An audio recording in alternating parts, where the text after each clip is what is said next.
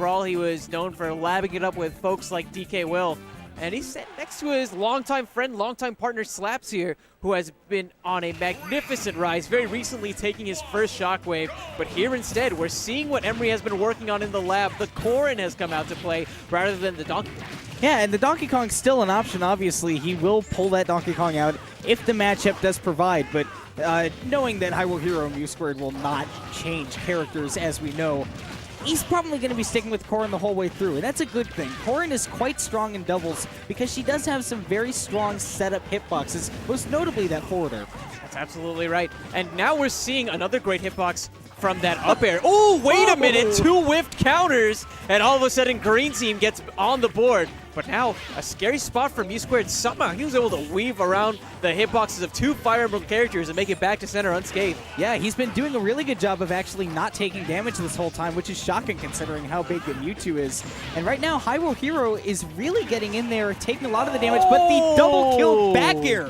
Baby, it's looking like the World Series right now. You gotta love those big double plays. Home run. Absolutely. And a down throw coming out here from Hyrule Hero. Now, traditionally with Link in general, we're expecting a lot of projectile-based play, but in this doubles format, he seems much more content to just get in there, be more of a bruiser type of archetype. Really get in there, try to use some of the disjoint, try to take as much damage as he can away from U2 primarily. Keep in mind that Mewtwo, while not being floaty, is still one of the lightest characters in this game. Yeah, and I think the biggest thing is that you were talking about how Link is sort of a bruiser in doubles, and that comes down to the fact that the projectiles are just dangerous to put out, but also it's just not safe because he has no time to get those setups that Link generally has with the projectiles. So right now, what he is focusing on is helping U2 find those kill setups, and so far they're doing a pretty good job. They're up 1 stock with only a decent amount of percentage done on them. There's those rare times we're seeing the projectile usage from Hyrule Hero.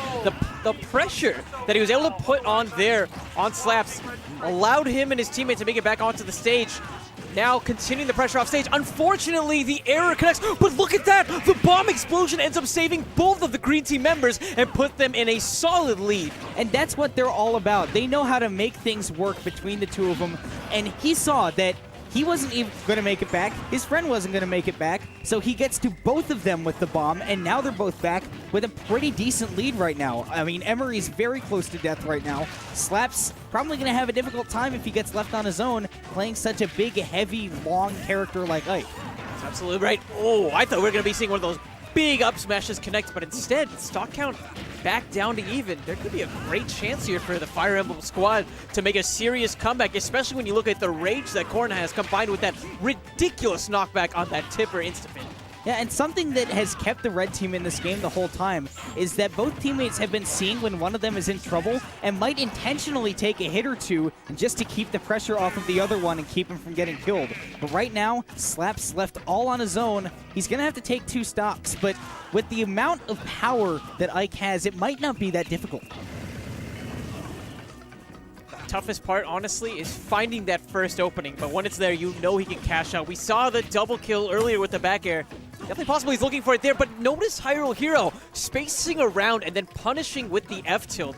The awareness, he knows exactly what Slaps is looking for. Slaps, he won't be able to find the mix-ups in this game. Definitely will need them in the future one. Honestly, a lot of really big moments back and forth. We saw the double play from Slaps in the early game, but in the late game, I really feel like it was that bomb, that explosion of the bomb that ended up saving both of the twins at the end there that really turned the tables and was the breaking point for this red team. Yeah, and then once Slaps was left on his own, that's really the element that Mewtwo and Hyrule Hero really tend to come out and they really tend to shine in that kind of a situation because one of them will take the lead, the other one will wait for the single person left to commit to an option, and then when he does, they'll punish him.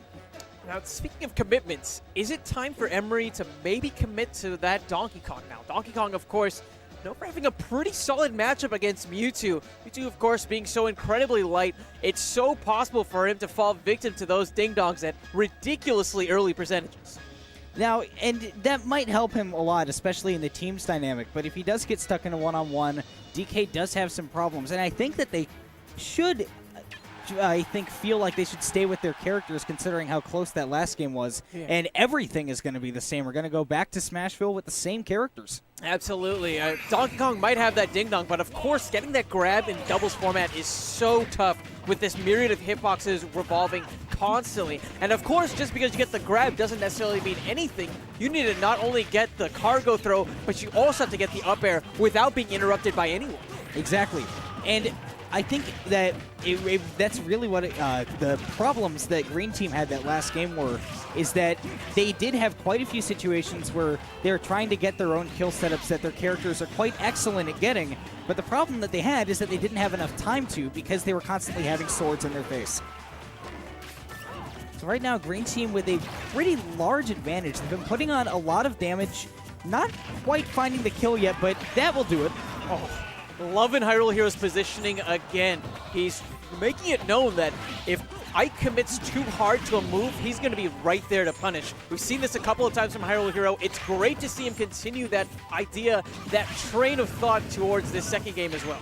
Another thing that the red team has been doing very well, and they're a little bit more on the logistics side of things, where if one of the other teammates is getting punished, but there's really no way to help them out, the other one will simply go to center stage and keep control so that if they want to get that one person that's punished with a huge disadvantage, they're going to have to go through the teammate first. Now, I thought that red was a huge disadvantage a moment ago, but instead able to even up the stock count, perhaps an error on Hyrule Hero's part.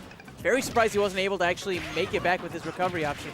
Yeah, but now we're seeing the same story as much as it was in the first stock, where both members of Red Team are up in the red percents, and Green Team sitting pretty with some pretty low percents right now. You're absolutely right, and it's just what you have to deal with whenever you face against the Twins.